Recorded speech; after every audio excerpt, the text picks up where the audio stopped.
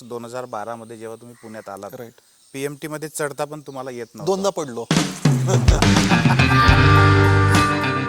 नडतो असं म्हणू शकतो. समोरचा बिल्डर आहे, कोण आहे, फरक नाही पडत मला. माफियाला घाबरतात. माफिया हा कोणाच्या तरी डॉमिनेशन खाली वागतो. तो सरकारी अधिकारी असेल, पॉलिटिशियन असेल, किंवा त्यांची फार जास्त काही इम्पॉर्टन्स नाहीये. लँड आहे त्यांची, 7-12 वाजता येत नाही. शेअरा कसा काढायचा माहीत नाही. अजूनही 70-80% लोक आहेत, इवन आय टी ग्रॅज्युएट आहेत, लाखोंचे पॅकेज घेतात, त्यांना नाही कळत हे. त्यामुळे शिक्षणाची गरज आहे असं मला वाटतं.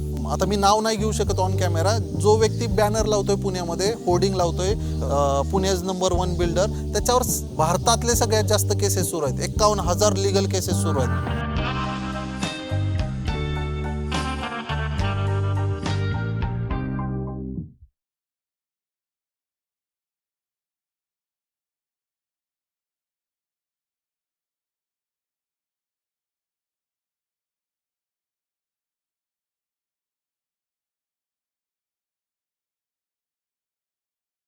मित्रांनो नमस्कार. मित्रांनो कसे आहात? सकाळची सुंदर वेळ आहे, अगदी प्रसन्न वाटत आहे आणि बाहेर पक्ष्यांचा किलबिलाट होतो आहे. आणि आपल्या 3S स्टॉकच्या स्किल हाऊसच्या गार्डनवर आज आपल्यासोबत गप्पा मारण्यासाठी आहेत रोहित गायकवाड सर. सर नमस्कार. नमस्ते. रोहित गायकवाड सर हे रिअल इस्टेटमधले व्यावसायिक आहेत, ट्रेनर आहेत. रिअल इस्टेट आपल्या सगळ्यांना माहीत आहे, अतिशय महत्त्वाचं क्षेत्र आहे. परंतु जेवढं महत्त्वाचं क्षेत्र आहे तेवढंच याबद्दल प्रचंड प्रमाणामध्ये अज्ञानसुद्धा लोकांमध्ये आहे. आणि 3S स्टॉक आपला जो पॉडकास्ट आहे त्याचा उद्देश जो आहे तो सेल्फ कनेक्ट, सेल्फ इक्विलिब्रियम आणि त्यातून मिळणारं सेल्फ सक्सेस. सर हा आमचा 3S स्टॉकचा मूळ उद्देश आहे की स्वतःशी कनेक्ट करता आला पाहिजे. आपण जगाशी कनेक्ट करतो पण स्वतःशी कनेक्ट करायला विसरतो बरेचदा. बरोबर. बाहेरचं जग आणि आपला स्वतःमधला स्व याचा इक्विलिब्रियम आपल्याला साधता आला पाहिजे. आणि त्या माध्यमातून मग स्वतःचं यश जे आहे ते आपल्याला साधता आलं पाहिजे. अनेकदा स्वतःच्या व्यक्तिमत्वामध्ये आपल्याला काय आवडतं, कशातून आपण वेल्थ क्रिएट करू शकतो, कशातून आपण सक्सेस मिळवू शकतो, हेच अनेकदा लोकांना कळत नाही. आणि त्यासाठी आपण खूप साऱ्या वेगवेगळ्या विषयांवरचे पॉडकास्ट घेत असतो. तर रोहित सर आज आपल्यासोबत आहेत. सरांचं रिअल इस्टेटमधलं काम मोठं आहे. सर तुम्ही ह्या क्षेत्राकडे कशा पद्धतीने वळलात, तुमची सुरुवात कशी झाली? ओके. मी थोडं सुरुवातीपासून जाईल. माझ्या वडिलांची इच्छा होती की मी डॉक्टर बनावं. मी एक अटेम्प्ट दिला आणि 9-10 मार्कांनी काहीतरी MBBS गव्हर्नमेंट सीट गेली. त्यानंतर वडिलांचं असं म्हणणं होतं की मी रिपीट करावं. रिपीट करताना 1 वर्षाचा गॅप असतो आणि माझं बऱ्यापैकी झालं होतं, म्हणजे प्रिपरेशन झालं होतं आणि वेळ भरपूर होता. So I got contacted with one of my friend, ज्यांचं म्हणणं होतं की आपण या वेळेमध्ये खूप पैसे कमवू शकतो. मग मी या नादाने म्हणू शकतो, कारण मी मराठवाड्यातून येतो. पूर्वीचं उस्मानाबाद, आत्ताचं धाराशिव. तर माझे वडील कृषी अधिकारी होते आणि मी माझ्या मित्राच्या नादाला लागून 7 वेगवेगळ्या MLM कंपन्या जॉईन केल्या, ज्याच्यामध्ये एकाला 2 जॉईन करा. आणि हे खेड्यामध्ये खूप जास्त प्रमाणात चालतं आणि आपण इझिली फसलो जातो. आता तरी बऱ्यापैकी अवेअरनेस आहे, पण अजूनही लोक शिकार होतात असं मी म्हणेन. मग मी या नादाला लागून 7 वेगवेगळ्या कंपन्या, 7 वेगवेगळे प्रोडक्ट, 7 वेगवेगळ्या डिरेक्शन. काही डिओसॉफ्ट नावाची एक कंपनी होती ऑनलाईन एज्युकेशनमध्ये, 7,000 रुपये भरले. म्हणजे जेवढं काही होतं माझ्याकडे, उसनं घ्या, हे करा ते करा, आणि मी जॉईन झालो. खूप सारी डाऊनलाईन पण बनली. त्यांच्या याच्यामध्ये एक डाऊनलाईन म्हणतात, आपल्या खाली किती मेंबर्स आहेत त्याच्यावर. आणि माझ्याकडे पैसेच आले नाही. मग नंतर वैतागून मग माझं इयर पण संपत आलं होतं आणि पुढे काय करायचं माहीत नव्हतं. मग मी स्वतःची एक कंपनी स्टार्ट करायचा विचार केला. लोक मला फसवत होते. मी ठरवलं की आपण करून बघू. मग मी RSG business, Rohit Shivajirao Gaikwad business या नावाने चालू केली. त्यावेळेस eGPRS होता, म्हणजे एक GPRS हा प्रकार होता इंटरनेटचा. आणि नंतर ते अजून इंटरनेट आलं नव्हतं असं समजा भारतामध्ये, तेवढ्या अग्रेसिव्ह 2Gच्या पूर्वी. तर त्याच्यावर एक ब्लॉग बनवला, ब्लॉग स्पॉट, गुगल सर्च करून. आणि एक कंपनी बनवली आणि तिथून MLM केलं. मग ते 3 वेगवेगळ्या जिल्ह्यांमध्ये गेलं आणि मग ते कंट्रोल नाही झालं. बिझनेस येत नव्हता, काही घरामध्ये वातावरण नव्हतं, तर ते फेल गेलं. मग त्यानंतर मी नाही लागलं. अगेन सेकंड अटेम्प्ट फेल गेला. I decided to go with the biotechnology. मग मी बायोटेक्नॉलॉजी गेलो आणि नंतर मग हळूहळू लक्षात यायला लागलं की याच्यामध्ये मी सॅटिस्फाय नाही होऊ शकत. म्हणजे मी बघितलं की बायोटेक्नॉलॉजी केलेला जो PhD आहे तो किती कमवतोय. अच्छा. तर कारण आता मला ब्लड लागलं होतं, मी पैसे कमवले होते MLM मध्ये, आणि आता मी जर विचार केला की 25, 30, 40 हजार रुपयावर हे काम करतायत तर मला नाही करायचं हे. मग मी ग्रॅज्युएशनच्या शेवटच्या वेळेसच MBA ची प्रिपरेशन स्टार्ट केली. की मी असं कुठेतरी ऐकलं की MBA केलं की सक्सेसफुल बिझनेसमॅन होतो. चुकीचं होतं रादर ते. म्हणजे त्याच्यात काही तथ्य नाहीये. तर मी मग ठरवलं की पुण्याला यायचं. पुण्याला आलो. ज्यावेळेस मी पुण्याला आलो होतो 20 ऑगस्ट 2012 रोजी, म्हणजे गणेश विसर्जन दिन होता मला आठवतं. मला PMT मध्ये पण चढता येत नव्हतं, आणि मराठवाड्यातून आलो होतो. तसं काही कसं राहायचं, कसं बोलायचं, गावठी भाषा ती सहज म्हणजे किती ट्राय केला तर ती लपवता येत नव्हती इन शॉर्ट. मग मी असं करून जी जनरली जी लोक मराठवाड्यातून किंवा अशा भागातून येतात ती जे साडीची क्लॉथ सेंटरचं एक बॅग असतं, कॅरी बॅग असते, त्याच्यात आपले सर्टिफिकेट घेऊन येतात. त्यांना काही ज्ञान नसतं की बाबा हे फाईल वगैरे कॅरी करायची असते, फोल्डर असतं, तुमचा शूज पॉलिश पाहिजे वगैरे वगैरे, जसं असेल तसं ते. मग त्याच्यावरून त्यांचं व्हॅल्युएशन केलं जातं. इनडायरेक्ट मी हे का सांगतोय हे तुम्हाला कनेक्ट होणार आहे नंतर. बरोबर आहे. हे का मॅटर करतं. मग मी असे 54 इंटरव्ह्यू दिले आणि जिथं मी रिजेक्टेड झालो, मी ओपनली सांगतो, मला रिजेक्ट केलं होतं 54. आणि साधारण 3 महिन्याचा वेळ गेला होता. माझ्या हातात काहीच नव्हतं. MBAचं ॲडमिशन झालं होतं, आणि लकीली एका ठिकाणी आई प्रोसेस नावाची एक कंपनी आहे, त्यांनी मला बोलवलं. अगेन एजन्सी होती ती, HR एजन्सी, डायरेक्ट जॉब नव्हता. मग ते म्हटले की तुम्हाला एक ऑपॉर्च्युनिटी देतो. मग ICICI बँक होम लोन्सचं ते बॅक एंडचं प्रोसेसला त्यांनी मला घेतलं होतं. आणि एका मॅनेजरनं मला चान्स दिला. तो म्हटला की 100 किलोमीटर डेली जाऊ शकतोय का. मी म्हटलं ठीक आहे चालेल वगैरे वगैरे. मग त्यांनी सांगितल्याप्रमाणे गायडन्सप्रमाणे काम केलं. मग बऱ्यापैकी आता ICICI होम लोन्समध्ये काम करताना माझ्याकडे आलं APF डिपार्टमेंट.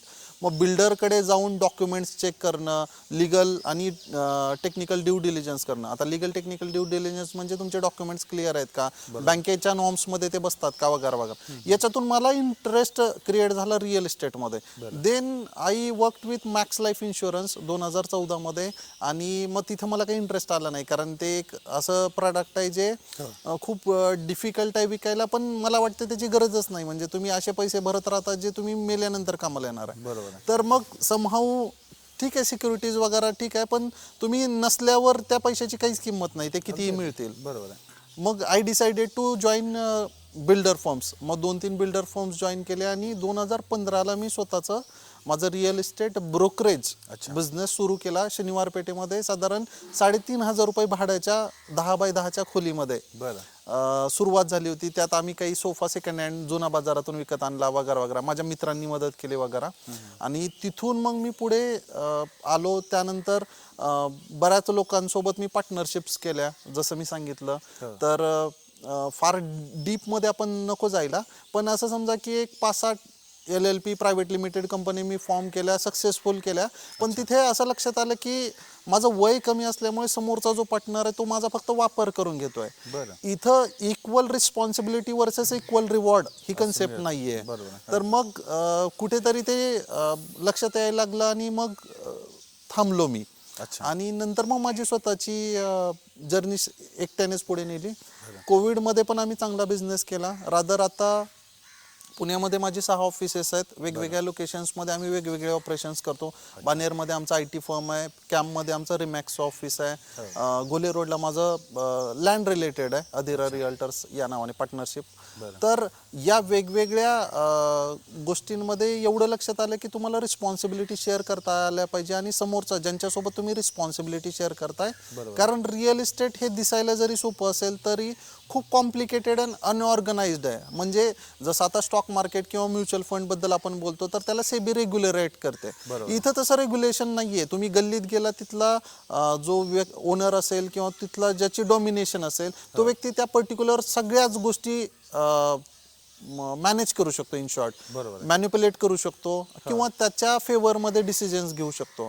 तर याचा त्रास नंतर व्हायला लागला. नंतर मी 2018ला रिअल इस्टेट ट्रेनिंगचं सेपरेट इन्स्टिट्यूट सुरू केलं कर्वे रोडला. तोपर्यंत मी ब्रोकरेजमध्ये होतो, आणि जे काही मी आतापर्यंत शिकलो ते लोकांपर्यंत पोहोचवायला लागलो. लोकांनीही चांगला प्रतिसाद दिला. मग कोलॅबरेशन झाले वेगवेगळ्या संस्थांसोबत, आणि जर्नी अशी सुरू झाली. तर आत्ता मी रिअल इस्टेटमध्ये ॲज अ डेव्हलपर माझे काही प्रोजेक्ट झालेले आहेत. ॲज अ ब्रोकर मी 12 मिलियन स्क्वेअर फीट विकलेलं आहे. 12 मिलियन म्हणजे लोकांना कळत पण नसेल, 1,20,00,000 स्क्वेअर फीट ऑन रेकॉर्ड विकलेलं आहे. आणि हे सगळं झालेलं आहे साधारण एक 7-8 वर्षाच्या जर्नीमध्ये. जिथं तुम्हाला रिजेक्ट केलं जातं तिथं मला वाटतं की एक नवी वाट किंवा दिशा तुम्हाला पकडावी लागते. आणि जर तुम्ही कन्सिस्टंट असाल, पॅशनेट असाल, तर तुम्ही ते सहज अचीव करू शकता. तर आत्ता मी रिमॅक्सचा BOI ब्रोकर ओनर आहे, बिझनेस पार्टनर म्हणा सिम्पल लँग्वेजमध्ये. आमच्या साधारण 53 फ्रँचायझी आहेत अक्रॉस ग्लोब. 110 कंट्रीजमध्ये आम्ही काम करतो. 9,000 पेक्षा जास्त ऑफिसेस आहेत आणि 1.5 लाख पेक्षा जास्त एजंट आहेत. आत्ता महाराष्ट्रामध्ये किंवा भारतामध्ये रेरा तसं रिसेंटली इंट्रोड्यूस झालं, पण प्रॅक्टिकली ते बघायला गेलं तर मागच्या 1 वर्षामध्ये बघायला मिळतं की रेराचे नॉर्म्स आहेत, कारवाया सुरू होत आहेत, महाराष्ट्रामध्ये एक्झाम आणलेली आहे वगैरे वगैरे. तर it's all about real estate journey. बरोबर आहे. सर, हा जो शून्यातून तुम्ही प्रवास सुरू केला, म्हणजे तुम्ही सांगत होतात की ऑगस्ट 2012 मध्ये जेव्हा तुम्ही पुण्यात आलात, राईट, PMT मध्ये चढता पण तुम्हाला येत नव्हतं. 2दा पडलो. रियालिटी आहे. माझ्या भावाने शिकवलं मला. माझा भाऊ माझ्या अगोदर इथं आला होता इंजिनिअरिंगसाठी आणि ती स्पीड मॅच होत नव्हती. म्हणजे एक गाव शहरासोबत स्ट्रगल करत होता असं मी म्हणू शकतो. आणि तुम्ही आता आपण असं म्हणू शकतो की जागतिक पातळीवर काम करणाऱ्या कंपनीसोबत बिझनेस पार्टनर म्हणून काम करत आहात. राईट. स्वतः तुम्ही डेव्हलपर आहात. तुम्ही तुम्ही आता जे सांगितलं एवढ्या मिलियन मध्ये स्क्वेअर फीट मध्ये तुम्ही विकलेले आहात. तुम्ही ॲज अ ब्रोकरेजच्या व्यवसायामध्ये मोठ्या प्रमाणात काम केलेलं आहे. आणि हे सगळं करत असताना तुम्ही सोबत तुमच्यासारख्या युवकांना ट्रेनिंग पण देत आहात. राईट. स्किल आणि ट्रेनिंग पण देतात. ही खूप मोठी गोष्ट आहे. म्हणजे ऑगस्ट 2012 आणि आता आपण बसलेलो आहे 2024 मध्ये. जवळजवळ 12 वर्षाच्या पिरियडमध्ये तुम्ही पूर्व पश्चिम एवढा मोठा बदल घडवून आणलात असं म्हणू शकतो आपण. आणि त्याचं रिझन पण होतं की विना अपेक्षा आपण जर काम करत राहिलो तर त्याचं फळ मिळतं. आता रादर मी 2012चं एक वाक्य सांगतो. त्यावेळेस माझे टीम लीडर पंकज राणे नावाचे व्यक्ती होते. ते आता PNB मध्ये आहेत. आणि मी डांगे चौकातून भंडारकर रोडला नयनताराला साधारण 16-17 किलोमीटर सगळ्यांच्या आधी यायचो. आणि माझे 3 मित्र होते जे माझे असोसिएट कलिग होते. ते शनिवार पेठेतून भंडारकर रोडला यायला ते सुरू झाल्यानंतर मीटिंग संपल्यानंतर यायचे. तर नंतर लक्षात आलं, मी एक क्वेश्चन विचारला की मी एवढ्या लांबून येतो, मी जेवत नाही काही नाही, ही सगळी लोक कम्फर्टेबल. ते म्हटले की याचा रिझल्ट तुला आत्ता नाही कळणार, 10 वर्षाने कळेल. पण ते का बोलले होते की वेळेवर पोहोचायचं आणि वेळ काय असते ही वेळेने ठरवून दिलं. असं मला वाटतं की ते आता जस्टिफाय करायची गरज नाहीये. मी कोण आहे, काय करतो. आणि सांगायचा उद्देश आहे की आता माझ्या वेळेला किंमत आहे. मला 1 तास भेटायचं असेल तर साधारण तुम्हाला 25,000 प्लस GST पे करावा लागतो. तर ही माझी एक छोटी अचिव्हमेंट आहे असं म्हणू शकतो. किंवा फिल्टर्ड लाईफ आपण म्हणू शकतो. पण सर, मला असं वाटतं, म्हणजे मला त्यातल्या त्यात महत्त्वाची वाटणारी ही गोष्ट वाटते की 12 वर्षाचा हा काळ उलटून गेलाय. तुम्ही पूर्व ते पश्चिम एवढा मोठा प्रोग्रेस केलाय. आज टॉपला आहात तुम्ही आत्तापर्यंतच्या कंडिशनला. परंतु आज सकाळी जेव्हा आपली वेळ 8 वाजताची ठरली होती तेव्हा तुम्ही 7:45 वाजता हजर झालात मुलाखतीला. म्हणजे एवढ्या वर्षामध्ये तुम्ही जे मिळवलं, राईट, ती सवय तुम्ही स्वतःला लावून घेतली. फंडामेंटल्स बदलत नाही. सी काय होतं, रिअल इस्टेट सारख्या एवढ्या मोठ्या क्षेत्रामध्ये आजही एकही क्लायंट माझा असा शोधून दाखवायचा ज्याने 1 रुपयाचं नुकसान मी होऊ दिलंय. रादर मी कोणासोबत, आता स्पष्ट मराठीत बोलतो तर नडतो असं म्हणू शकतो. समोरचा बिल्डर आहे, कोण आहे, फरक नाही पडत मला. जर माझ्या किंवा त्या सर्कलमध्ये मी तिथे इन्वॉल्ड आहे त्या ट्रान्झॅक्शनमध्ये, तर ते चुकीचं नाही होणार. 1 रुपया कोणाचा बुडणार नाही याची गॅरंटी मी घेतो. त्यामुळे तो ट्रस्ट लीड करतो. मी असं काही जगावेगळं काही रॉकेट सायन्स सांगत नाही किंवा काही नाही. पण रिअल इस्टेटमध्ये ट्रस्ट इज दी करन्सी.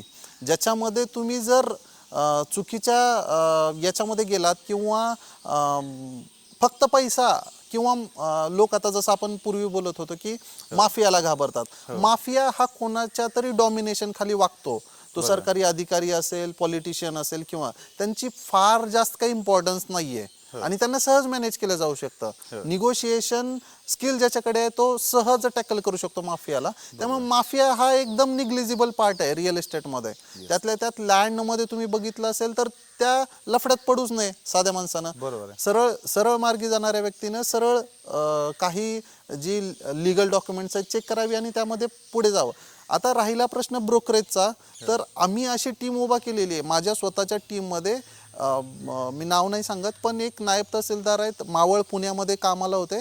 त्यांनी तो क्लास 1चा जॉब सोडून ब्रोकरेज टीम जॉईन केलेली आहे. तर पैसा हा सर्वस्व नसतं माझ्या मते. तुम्हाला जर त्यामध्ये इंटरेस्ट पॅशन असेल तर तुम्ही कारण शेवटी काय आहे की कोणीतरी आलं पाहिजे. आपण नाही आलो तर परदेशी कंपनी येते. आता रिमॅक्स जशी मी म्हटलं USA बेस्ड कंपनी आहे. ती जगातल्या 110 कंट्रीजमध्ये तिथले लोकल टॅक्सेशन, लोकल रूल्स, आपण सो कॉल्ड माफिया हे सगळं मॅनेज करतात. म्हणजेच काय आहे की तुम्हाला जर दिशा असेल तर स्पीड मॅटर नाही करत. आज न उद्या सक्सेसफुल व्हाल. जग बदलत आहे. ज्या कधी काळी राज्य करणारा नोकिया आज कुठेच दिसत नाही. तर तुम्ही अपग्रेड होणं गरजेचं आहे. रिअल इस्टेट त्यातलाच एक प्रकार आहे. रिअल इस्टेट पूर्वी गल्लीमध्ये चालायचं, आता बाहेरच्या देशातली लोक येऊन इथं पैसे कमवतात. पैसा हा सेकंडरी आहे. तुम्हाला रिअल इस्टेट तुमच्या रक्तात आलं पाहिजे तर तुम्ही रिअल इस्टेटमध्ये करू शकता. आता हे गुंतवणूकदारांसाठी कदाचित योग्य नसेल, पण ज्यांना काहीतरी करून दाखवायचं आहे तर रिअल इस्टेट ही एक अशी लिफ्ट आहे. फॉर एक्झाम्पल कुठलाही एक बिझनेस आपण पकडूया की किराणा दुकान आहे. तर किराणा दुकानात तुम्हाला माल भरावा लागतो, भाड्यानं दुकान घ्यावं लागतं, एखाद दुसरा कारागीर ठेवावा लागतो. हे सगळं करायला तुम्हाला एक अमाऊंट लागतं XYZ. लेट्स से की छोट्यातलं छोटं दुकान सुरू करायला तुम्हाला 2-5 लाख रुपये लागतात. 2-5 लाख रुपये लावल्यानंतर तेवढेच पैसे तुमच्या प्रॉफिट मार्जिनने यायला 3-5 वर्ष लागतात. रिअल इस्टेटमध्ये हा ब्रेक इव्हन, याला ब्रेक इव्हन पॉईंट म्हणतो, हा साधारण 1 महिना किंवा 15 दिवस आहे. जर तुम्ही 2 लाखाचं कॅम्पेन केलं माझ्या ऑब्झर्वेशन खाली, माझी गॅरंटी की मी तुम्हाला 10 लाख रुपये कमवून देईन ओपन. Great sir. पुन्हा एक महत्त्वाची गोष्ट आहे की आत्ता भारतामध्ये साधारणतः जो तरुण वर्ग आहे ज्याला वाटतं की आपण पैसे कमावले पाहिजे. बरेचदा त्याच्यापैकी अनेक लोकांशी मी जेव्हा बोलतो तेव्हा असं लक्षात येतं की रिच डॅड पुअर डॅड हे पुस्तक ते ॲज अ बायबल सारखं वाचतात. राईट. आणि त्याच्यामध्ये रिअल इस्टेट रेग्युलर इन्कमचा सोर्स म्हणून पण पाहिलं जातं. बरोबर. असं त्याच्यामध्ये हे होतं. मी पण नंतर ते वाचलं. मला हे विचारायचं आहे सर आपल्याला की रिअल इस्टेटमध्ये ॲज अ गुंतवणूक म्हणून समजा एखादं कोणी जात असेल किंवा त्याच्यामध्ये वेल्थ क्रिएट करायची आहे एखाद्याला, तर कुठला असा स्कोप आहे किंवा कुठले व्हर्टिकल्स आहेत की ज्याच्यामध्ये ते करू शकतात? आता तुमची रिअल इस्टेट हे वेग आहे, हे लोकल आहे. Real estate is local. बरोबर आहे. रिअल इस्टेट पुणे बानेरचं मार्केट वेगळं असेल, रिअल इस्टेट पुणे हडपसरचं मार्केट वेगळं आहे. त्याचप्रमाणे नाशिकचं मार्केट वेगळं आहे, नोएडाचं वेगळं आहे, गुरुग्रामचं आहे. Being an global real estate brokerage firm, we have insights from across the globe. 110 कंट्रीजमधून की कुठं काय चालू आहे, साऊथ आफ्रिकेला काय चालू आहे किंवा आता कुठे काय घडतं हे आम्हाला माहिती आहे. आता जर रिअल इस्टेट गुंतवणूक बघायची असेल तर तुम्ही लोकल अभ्यास केला पाहिजे. फॉर एक्झाम्पल आता लोक दुबईची स्तुती करतात. I already sold Azizi Dubai. अझिझीचा एक डेव्हलपर आहे, अझिझी डेव्हलपमेंट्स नावाने तिथे एक हे आहे आणि त्यांचे प्रोजेक्ट्स मी विकले ड्युरिंग कोविड. दुबईमध्ये तुम्हाला रिटर्न्स क्लेम केले जातात 7-8%. स्टॉक मार्केट किंवा म्युच्युअल फंड 12% देतो. माझा सिंपल क्वेश्चन सर, आपली फर्म आहे अल्का टॉकीजच्या तिथे. एक जर सदाशिव पेठेमध्ये कधी काळी जुन्या वाड्यांमध्ये घेतलेल्या रूम्स आहेत किंवा तिथले लोकल लोक आहेत, त्यांनी एक 2-4 लाख रुपयामध्ये त्या रूम्स बांधल्या असतील. आज PG बेसिसवर ते 7-8 हजार रुपये पर कॉट देतात आणि साधारण एका रूम मधून 24-25 हजार. याचा ROI कधी कॅल्क्युलेट केलाय का? म्हणजे काय, तुम्ही जी इन्व्हेस्ट करताय ही सीझनल आहे. दुबई इज सीझनल, कारण आज डिमांडिंग आहे. बरोबर आहे. फ्युचर माहित नाहीये आपल्याला. कधी काळी जर तुम्ही काय म्हणता येईल, आपण ज्या गोष्टी आत्ता बघतोय, फॉर एक्झाम्पल की REIT सारखी एक कन्सेप्ट आहे ज्याच्यामध्ये तुम्ही सेबी रेग्युलराइज्ड आहे, रिअल इस्टेट इन्व्हेस्टमेंट ट्रस्ट. यावर मी एक रिसर्च पेपर पण पब्लिश केला, वेबसाईटवर आहे. तो सामान्य लोकांना वाचता येईल. त्याचे प्रकार वगैरे डीपमध्ये जात नाही, पण तुम्ही 1-2 लाख 3 लाख रुपये पण टाकून A ग्रेड कमर्शियलचे ओनर होऊ शकता. त्यामध्ये तुम्हाला डिव्हिडंड प्लस अप्रिसिएशन मिळतं, म्हणजेच परतावा मिळू शकतो. सेकंड, रिअल इस्टेट लँडमध्ये जर इन्व्हेस्टमेंट टूल म्हणून जात असाल तर ॲग्रिकल्चर ही खूप कॉम्प्लिकेटेड गोष्ट आहे. माझं सजेशन असेल 1 ते 11 गुंठ्याचे प्लॉट किंवा ॲग्रिकल्चर लँडमध्ये आत्ता तरी तुम्ही जाऊ नये. पण जर तुम्ही ट्रेडर किंवा being in business point of view विचार करत असाल, माझं एक वाक्य आहे, तुम्ही एकरामध्ये विकत घ्या आणि स्क्वेअर फीटमध्ये विका, तुम्ही 10 टाइम्स कमवता. फॉर एक्झाम्पल एखादी लँड आपण कुठल्याही याने करायला साधारण 25 ते 30 रुपये खर्च येतो पर स्क्वेअर फीट. अच्छा. हां, तुम्ही जर 1 एकर 20 लाख रुपयाने घेतली आणि तिथं 2 लाख रुपये गुंठ्यानं विकलं, हे आम्ही करून बसलोय. म्हणजे हे माझ्या टीमने किंवा मी स्वतः दापोलीमध्ये आमचा प्रोजेक्ट झाला तर तिथे करून बसलेलो आहे. आम्ही लिटरली 10 लाखाची ॲसेट साधारण 2.5 कोटीपर्यंत घेऊन गेलेलो आहे. साधारण लेआउट प्लॉटेड लेआउटमध्ये हा टाइम खूप कमी असतो, 6-8 महिन्यामध्ये तुम्ही घेऊन जाऊ शकता. पण हे फसू पण शकता. हो. म्हणजे याच्यामध्ये काय आहे की जरी तुम्ही कागदोपत्री ओनर असाल म्हणजे तुम्ही ओनर आहे असं नाहीये रिअल इस्टेटमध्ये. तर या केसमध्ये असं होऊ शकतं की कोणीतरी येऊन नंतर दावा करू शकतं, अपील करू शकतं, लीज पेंडन्समध्ये जाऊ शकते तुमची जमीन आणि तुमचे पैसे शून्य पण होऊ शकतात. तर तुम्ही 2-5 हजार रुपये स्वस्त ॲडव्होकेट शोधण्याच्या ऐवजी ते जर तुम्ही जर 5-50 लाखाची ॲसेट घेताय तर you should spend on quality vendors like architect असतील. आता एक असे कितीतरी बिल्डर्स मला माहिती आहे ज्यांनी चुकीचा आर्किटेक्टचा प्लॅन असल्यामुळे त्यांचे प्रोजेक्टच विकले जात नाही. एक बालेवाडीमध्ये सुंदर लोकेशन, 18 मीटर रोड टच, एक नंबर प्रोजेक्ट आहे माझ्या सोप्या भाषेमध्ये. आणि लेआउट इतका चुकीचा की 587 स्क्वेअर फीटचा 2 BHK आणि बालेवाडीला तो क्लासच नाही. म्हाडा टाईप मध्ये घ्यायचं कोणाची इच्छा नाहीये. तुमचं बाथरूम 4x5 आहे, जिथं बकेट ठेवली आणि कमोड जर तुम्ही बंद केला दरवाजा तर तुमचं संपली जागा. मग तो क्लास नाही आहे ना. आणि तुमची प्राइस 90 लाख रुपये आहे. तुम्ही प्राइस कमी पण नाही करू शकत. बरोबर आहे. कारण तुमचा रेडी रेकनर मार्केट व्हॅल्यू आणि गव्हर्नमेंट व्हॅल्युएशन त्याच इक्विव्हॅलंट आहे. तर तुम्ही त्याच्या खाली जाऊ शकत नाही. तर मग ज्याचं नुकसान झालं तो आर्किटेक्ट आहे, बिल्डर आहे. आणि कोणामुळे झालं तर आर्किटेक्टमुळे. मार्केट खराब नाहीये. बरोबर. सगळ्याच गोष्टी मार्केटला ब्लेम करणं हे पण चुकीचं आहे. बरोबर. तर इन्व्हेस्ट करताना एक तर लोकेशन बघा, लोकेशन सुंदर पाहिजे. आता याचं चांगलं उदाहरण बघायचं झालं तर मॉडेल कॉलनीच्या नावाखाली लोक एकानं काय केलं तर माझेच कलिग होते त्यांनी, आणि he is well non, well qualified, ज्यांनी रिअल इस्टेटमध्ये 15 वर्ष घातली.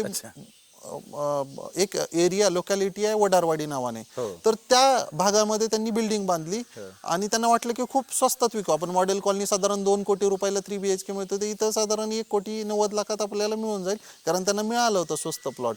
पण त्यांना लिटरली तो भाड्यानं द्यावा लागला. एक युनिट विकलं गेलं नाही. लोकेशन पिनकोड सेम आहे पण तुमचा नेबरहुड कोण आहे. तसंच एक रावेत किवळेमध्ये झालं की खूप मोठा ए ग्रेड बिल्डर आहे, मी ऑन कॅमेरा नाव नाही सांगत, पण त्याच्या समोर सुलभ शौचालय आलं गेटच्या समोर, मेन गेटच्या समोर. त्याची व्हॅल्यू 0 झाली, डिप्रिसिएट. कारण कोणालाच त्या अँगलनं नाही बोलवायचं. तुमच्या घरी 4 लोक येत आहेत वास्तुशांतीला आणि ते टॉयलेटला क्रॉस करून साईडने येत आहेत, हे विचित्र आहे ऐकायला. पण हा प्रोजेक्ट आहे किवळे बस स्टँडच्या समोर. तर गुंतवणूक करताना फिजिबिलिटी, फक्त पैसा आणि रिटर्न्स याच्यावर बघू नका, कारण रिटर्न्स मॅनिप्युलेट केले जातात. आता याचं एक शेवटचं उदाहरण देऊन आपण थांबूया. प्रीलीज युनिट नावाने एक ॲडव्हर्टिजमेंट चालतात की बाबा तुम्ही एक रूम घ्या 180 स्क्वेअर फीटचं आणि तुम्हाला आम्ही 9 वर्षाकरता XYZ भाडं देऊ. फॉर एक्झाम्पल 42 लाखाला तुम्हाला 180 स्क्वेअर फीट मिळतं वाकड सारख्या लोकेशनला, आणि तुम्हाला सांगितलं जातं की 16,000 रुपये किंवा 9,000 12,000 रुपये पर मंथ मिळतील पुढच्या 9 वर्षाकरता. आपण 9 वर्षाचं कॅल्क्युलेशन करतो, म्हणतो 42 लाखातून समजा हे 7-8 लाख रुपये मायनस करा, 36 लाख. म्हणजे माझा तर इंटरेस्ट पूर्ण वाचला, होम लोन मिळतंय, सगळं मिळतंय. 2 क्वेश्चन आहे त्याच्यामध्ये माझे की तुम्ही 180 स्क्वेअर फीट मध्ये ऍडजस्ट करू शकता का स्वतःला. जी व्यक्ती ऍज अ गुंतवणूक सेकंड पैसे पार्क करताय, इन्व्हेस्ट करताय, तिथे 180 स्क्वेअर फीटला त्याला वाव आहे का. तो स्वतः येऊन कधी ऍडजस्ट नाही करू शकणार एका रूम मध्ये. दुसरी गोष्ट, तो जर लॉक इन संपला तर तुम्ही बाहेर शोधू शकता का त्या ROI ला. 180 फुटाला तुम्हाला वाकड सारख्या लोकेशनला जर 16,000 प्रमाणे 17,000 प्रमाणे 2-2.5 लाख रुपयाचा रेंटल इयरली आणायचं शक्य आहे का. नाहीये. तिसरी गोष्ट याच्यामध्ये लपलेली अशी आहे की तो बिल्डर काय करतो, तुमचेच पैसे घेतो आणि तुम्हालाच तो 9 वर्ष वापस देतो. सिंपल कसं ओळखायचं, आता याच्यामध्ये एक ट्रिक आहे. समजा वाकडचा ॲव्हरेज रेट काय चालू आहे, हे कुठल्याही प्रॉपर्टी पोर्टलला गेलात तुम्ही, मॅजिक ब्रिक्स 99, तिथं प्राइस ट्रेंड नावाचं एक टूल असतं. प्राइस ट्रेंड काय करतं, तुम्हाला मागच्या 10 वर्षाचं ॲव्हरेज प्राइसिंग दाखवतं की बाबा या एरियामध्ये 5,000 रुपये पर स्क्वेअर फीट रेट सुरू आहे, इंटू तुमचा कार्पेट एरिया किंवा बिल्टअप एरिया 30% लोडिंग करून तुम्ही समजा 240 स्क्वेअर फीट इंटू 6,000चा 7,000चा ॲव्हरेज रेट असेल वाकडचा किंवा 8,000चा असेल, तर किती झाले किंमत. साधारण समजा 200-250 स्क्वेअर फीटला जर आपण 8,000 केलं तर 20 लाख रुपये होतं. म्हणजे तुम्ही 20 लाख रुपये त्याची मार्केट व्हॅल्यू आहे. तुम्ही 42 लाख रुपये घेताय, त्याच्यात तुम्हाला वापस पैसे मिळून पण 36 लाखाला तुम्हाला युनिट पडतंय. म्हणजे 20 लाखाचं युनिट तुम्हाला वेड्यात काढून त्या बिल्डरने 36 लाखाला 16 लाख रुपये नफा कमवलाय. आता हे युनिट तुम्ही कधीच एक्झिट करू शकत नाही. गुंतवणुकीत तुम्ही एंट्री करण्यापूर्वी एक्झिट स्ट्रॅटर्जी फायनल पाहिजे की तुम्ही कितीला सोडणार आहे आणि कसं बाहेर पडणार आहे. बरोबर. याच्यावर खूप मोठं डिस्कशन होऊ शकतं, पण काही गोष्टी आहेत ज्या तुम्हाला ऑब्झर्व करणं आणि व्यवस्थित हाताळ करणं हे वेळेचं महत्त्व पाहिजे. जसं आपण डिस्कस केलं की तुम्ही जर एक्झिट वेळेवर नाही घेतली तर तुम्ही मेलात. म्हणजे त्याच्यामध्ये तुम्हाला टॅक्सेशन मारून टाकतं. कॅपिटल गेन आपल्या देशामध्ये तर टॅक्स खूप जास्त आहेत, रादर दॅन जेवढे कायदे नसतील त्यापेक्षा जास्त टॅक्सेस निघतील. सर, रिअल इस्टेटच्या अँगलनं आपण पाहायला गेलं, अनेक लोकांना असं वाटतं की पुण्यासारख्या ठिकाणी आपण म्हणजे छोटे असतात, समजा त्यांना एक 1.5 CR पर्यंत 2 CR पर्यंत गुंतवणुकी करायच्या असतात, असे लोक असतात. ह्या लोकांसाठी कुठले कुठले रिअल इस्टेटचे चांगले ऑप्शन तुमच्या दृष्टीनं वाटतात तुम्हाला? रिअल इस्टेटमध्ये गुंतवणूक करायची याचे दोन वेगवेगळे पर्पज असतात. एक तर तो आत्ता तात्पुरती गुंतवणूक असते आणि लॉंग टर्म गुंतवणूक. तात्पुरती गुंतवणुकीमध्ये तो काय म्हणतो, माझं आत्ताचं घर आहे पण फ्युचरमध्ये मला जर शिफ्ट व्हायची वेळ आली तर एखादा व्यक्ती काय म्हणतो, मी हिंजवडीला आहे, उद्या जर माझी बदली खराडीला झाली तर त्या भागात एखादा युनिट असावं, पैसे आहेत, टॅक्स होतो वगैरे वगैरे म्हणून घेतात.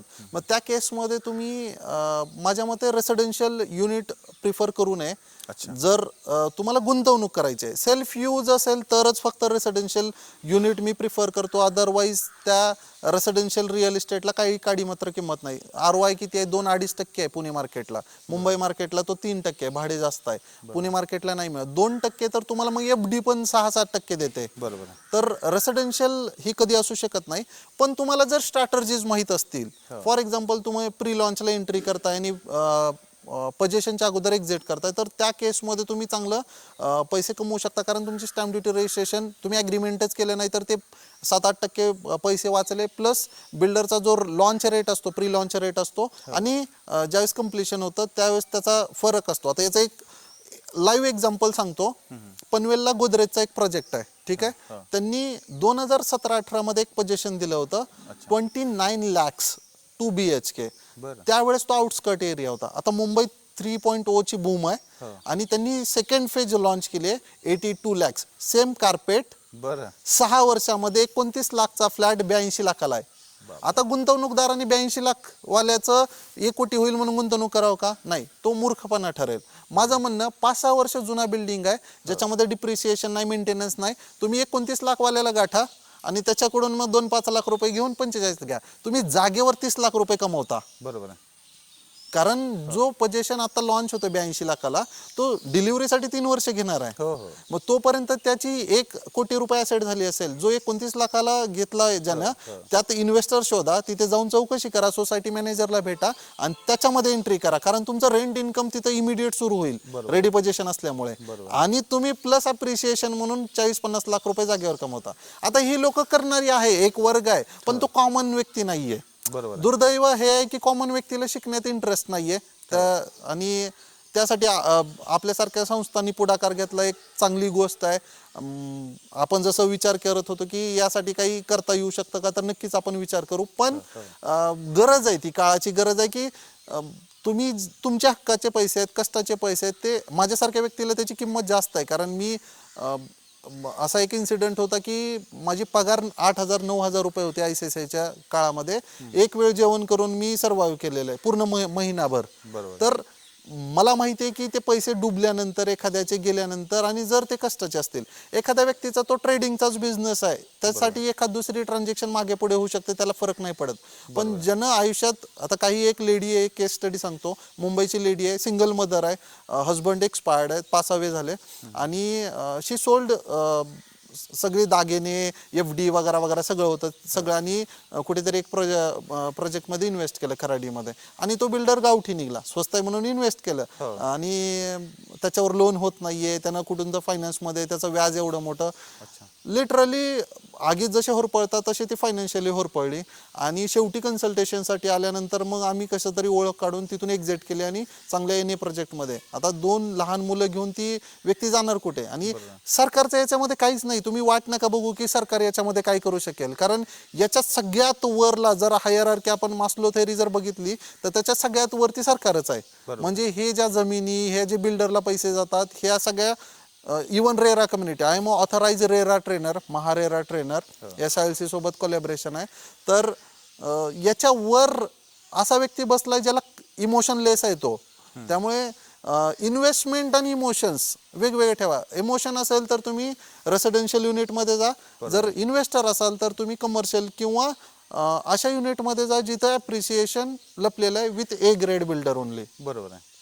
कारण आता मी नाव नाही घेऊ शकत ऑन कॅमेरा, जो व्यक्ती बॅनर लावतोय पुण्यामध्ये, होर्डिंग लावतोय पुण्याज नंबर 1 बिल्डर, त्याच्यावर भारतातले सगळ्यात जास्त केसेस सुरू आहेत. 51,000 लिगल केसेस सुरू आहेत. आणि हे सामान्य व्यक्तीला माहित नाही. आणि त्या व्यक्तीचं नाव रेरावर कुठेच नाही, त्या कंपनीचं नाव रेरावर कुठेच नाहीये. रेरा तुम्हाला जर पब्लिक गव्हर्नमेंटनं काय केलंय, एक प्लॅटफॉर्म अवेलेबल करून दिलाय, त्याच्यावर इन्फॉर्मेशन आहे, ती वाचायची कशी हेच कळत नाहीये, ती अक्कल नाहीये आपल्याकडे. त्यामुळे मला तर वाटतं की ह्या ज्या चुका होतात, आपण जसं सांगितलं की लोक फसतात, फसवले जातात, त्याचं रूट कॉजच आहे की आपल्याकडे जे टूल्स आहेत. माझ्या वर्कशॉपमध्ये जी लोक येतात, लँड आहे त्यांची 7-12च वाजता येत नाही, शेअरा कसा काढायचा माहीत नाही. अजूनही 70-80% लोक आहेत, इवन IT ग्रॅज्युएट आहेत, लाखोंचं पॅकेज घेतात, त्यांना नाही कळत हे. बरोबर. त्यामुळे शिक्षणाची गरज आहे असं मला वाटतं. या बाबतीमध्ये सर शिक्षण देणारी अशी कुठली एजन्सी किंवा संस्था आहे का? ऑफिशियली तसं कुठलीच नाही आहे. जसं असतं ना की एखादं CA बनण्यासाठी तुम्हाला एक गव्हर्नमेंटचं असोसिएशन आहे किंवा ऑर्गनायझेशन आहे, आर्किटेक्टसाठी एक असोसिएशन, तसं रिअल इस्टेटसाठी नाही आहे. महारेरा ट्रेनिंग काय आहे की तुम्हाला जर एजंट बनायचं असेल तर तुम्हाला एक रेराचे कायदे आहेत की तुम्ही कशा पद्धतीनं ब्रोकरेज करायचं. रेरा याची गॅरंटी घेत नाही की ते सर्टिफिकेट पास झाल्यावर तुम्ही सक्सेसफुल व्हाल. रेरा याची गॅरंटी घेत नाही की बिल्डरनं जर तुम्हाला फसवलं तर आम्ही ब्रोकरेज रिकव्हर करून घेऊ. हा एक प्रकारचा वन साइडेड गेम आहे. तर त्याला मी ट्रेनिंग म्हणू शकणार नाही, कारण त्याच्यात तुम्ही फक्त एक कागदोपत्री 2-4 रूल्स रेग्युलेशन्स वाचता आणि परीक्षा पास होता. याच्या पलीकडे बिझनेस हा वेगळी दुनिया आहे. असं ट्रेनिंग देणाऱ्या काही MBA देणाऱ्या किंवा संस्था आहेत, पण त्या फक्त नावापुरत्या संस्था आहेत मी म्हणेल. कारण ती जी लोक पास आउट होत आहेत, इधर ती जॉब शोधत असतात किंवा मग कुठेतरी दुसऱ्या इंडस्ट्रीमध्ये स्विच करतात. म्हणजे ॲज सच सक्सेसफुल असं काही नाहीये.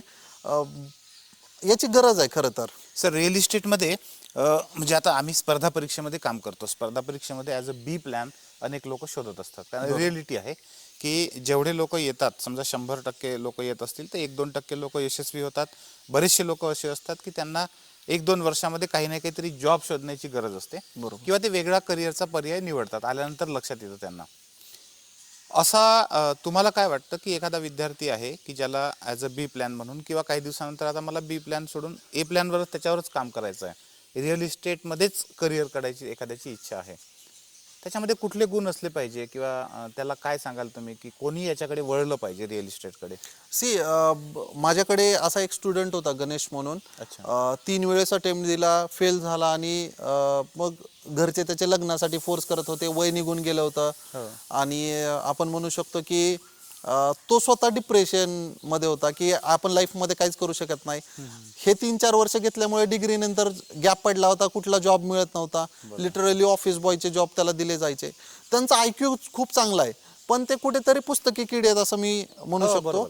मग या व्यक्तींनी बॅकएंड मध्ये काम करावं, लीड जनरेशन किंवा अशा गोष्टींमध्ये, अनलेस अँड अंटिल तुम्ही एखाद दुसरं ट्रान्झॅक्शन करत नाही. मला असं वाटतं की ज्या वेळेस सगळं संपतं तिथं रिअल इस्टेट कायमस्वरूपी आहे, कारण ही बेसिक नीड आहे. याचं मरण नाही. जशी तुमच्या परीक्षेसाठी एक वयाची अट आहे, इथं वयाची अट नाही. माझ्या इथं सगळ्यात हायेस्ट स्टुडंट आहे ते 81 वर्षाचे पुजारा म्हणून आहेत.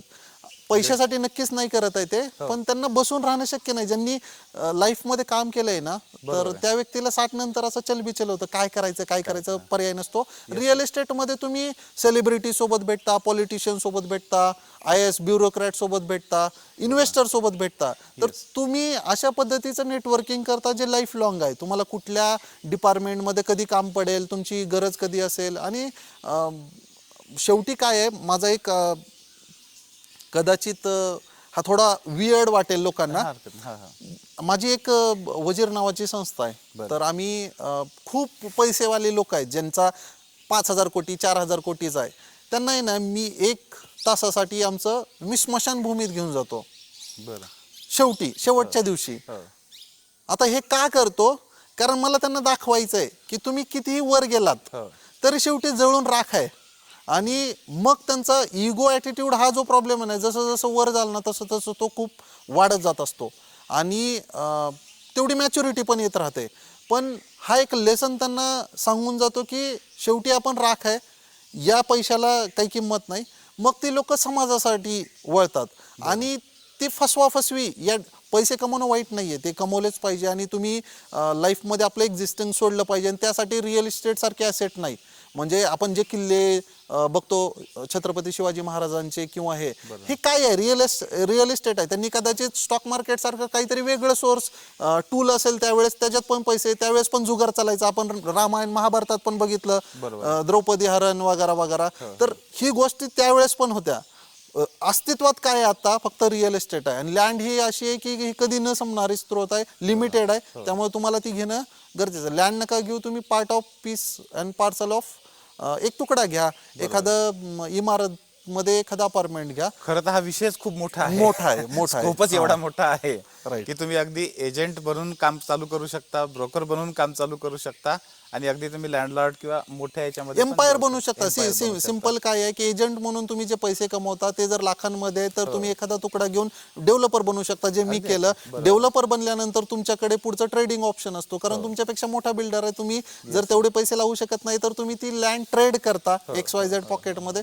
तो मोठा बिल्डर काय करतो, एक मोठी सोसायटी, कम्युनिटी, टाउनशिप बनवतो. ती टाउनशिप एका सिटीमध्ये असते, अशा मल्टिपल सिटीज बनू शकतो. Mumbai 3.0 is the live example की जिथं तिसरी मुंबई उभा राहतीये. ही सिटी आहे, त्याच्यामध्ये किती असे एजंट, किती डेव्हलपर, किती लोक येऊन गेले. त्यामुळं न संपणारा स्त्रोत आहे असं मी म्हणेल. म्हणजे ऑपॉर्च्युनिटीज खूप आहेत, तेवढी क्वालिफाईड लोक नाही आहेत, शिक्षणाचा अभाव आहे. बरोबर आहे सर.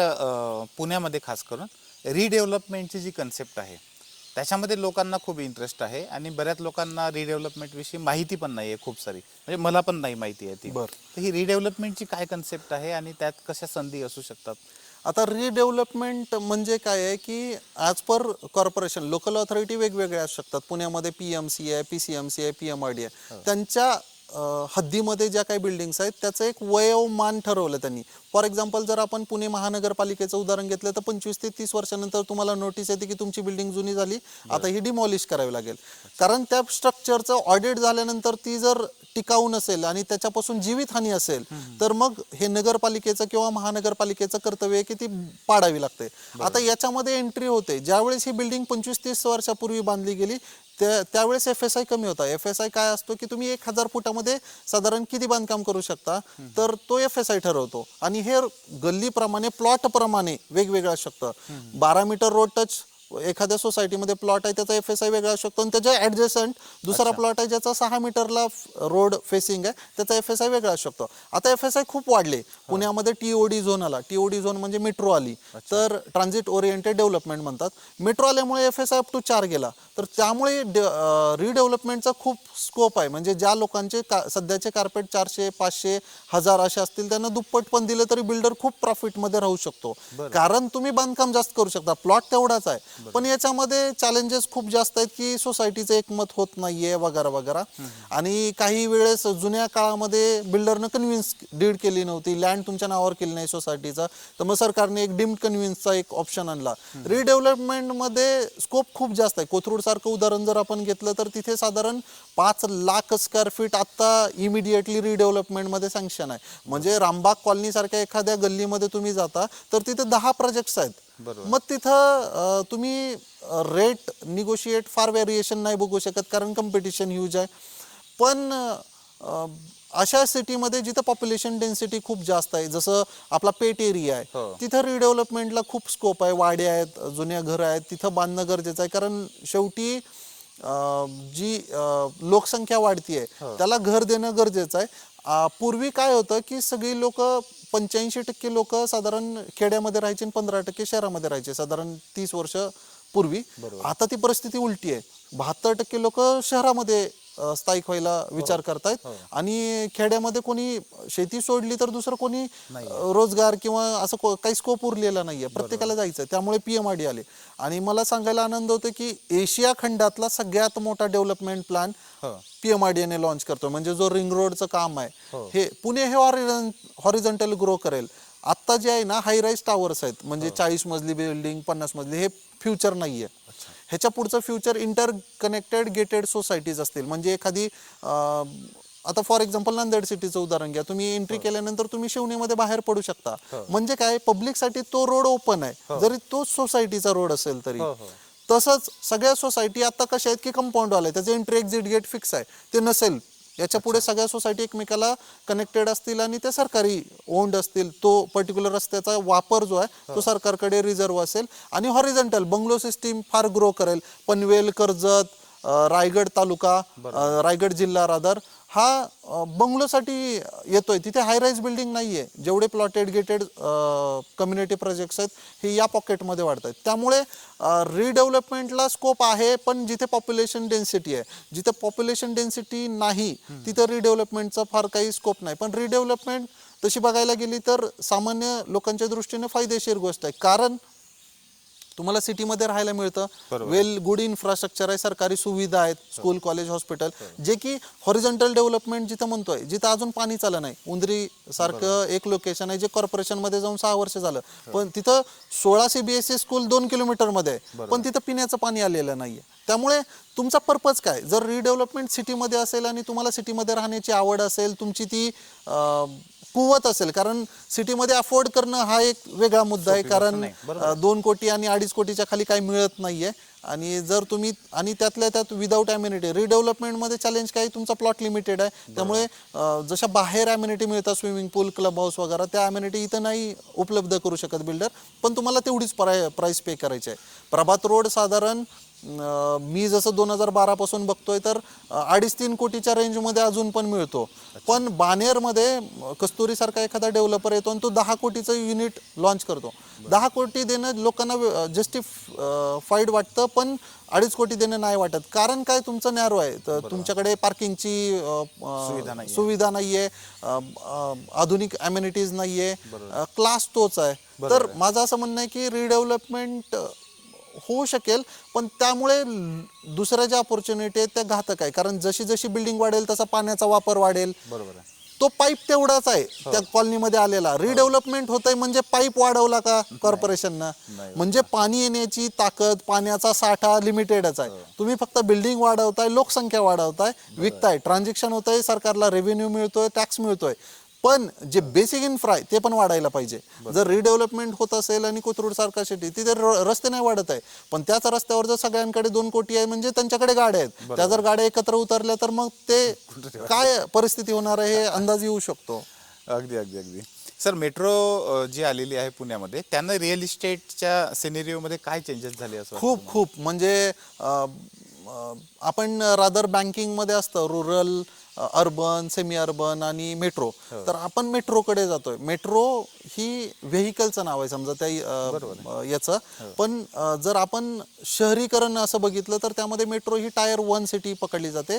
अर्बन म्हणजे आता पुणे सध्या आपण डेव्हलपमेंटमध्ये, डेव्हलपिंग सिटी आहे, तसं बघितलं तर टॉप 8 सिटीजमध्ये येतो. आणि रँकिंग वाईज बघितलं तर पुणे इज नंबर 1 नाव.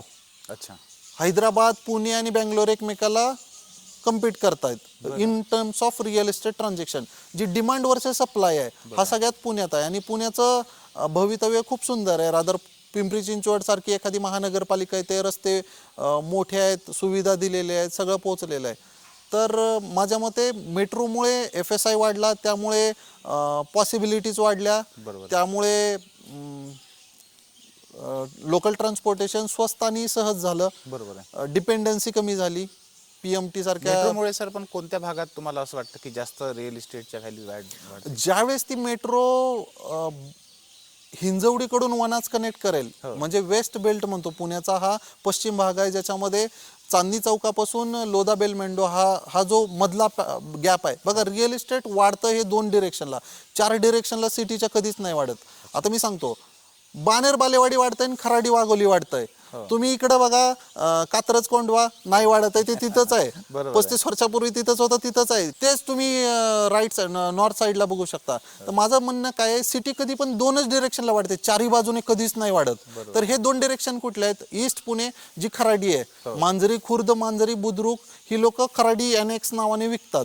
वाघोली संपलं, लोक रांजणगाव शिरूर पर्यंत राहायला जात आहेत. आणि इकडे बघायला गेलं तर पिरंगुट, लवळे, कासारसाई या भागांपर्यंत गेले, जे हायवे पासून 25 किलोमीटर तुम्ही लांब जाताय, तरी तुम्ही 35 लाख रुपये गुंठ्यानं डिमांड म्हणताय.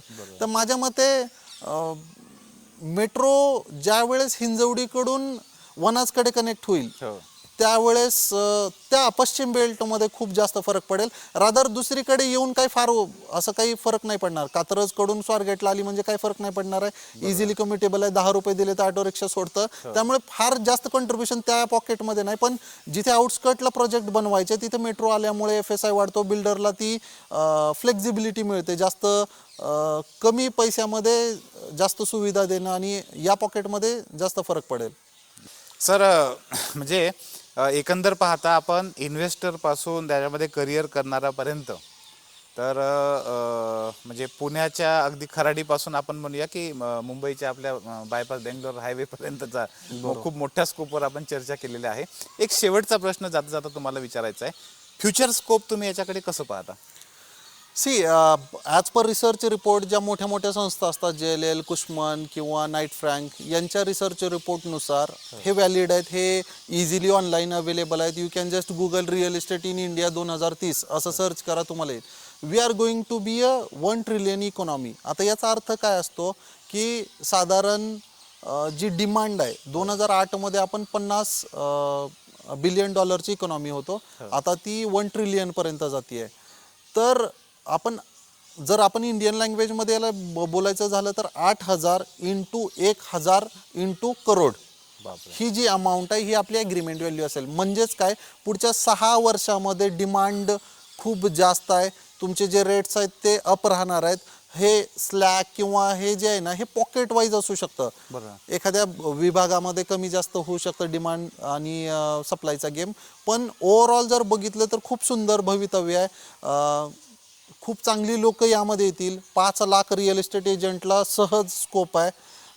ट्रान्झॅक्शन वाईज बघितलं, प्रत्येकाला घर हवं आहे. आपण जर क्वेश्चन केला लोकांना की कोणाला घर नको आहे, असं काही होणारच नाही. म्हणजे प्रत्येकाला घर हवं आहे, ती बेसिक नीड आहे. डिमांड जसं अर्बनायझेशन होत आहे, UDPCR एक रूल आहे, आपल्याकडे वेळ नाही आहे त्यामुळे डिस्कस नको करायला, पण सगळी लोक शहराकडे केंद्रित होत आहेत.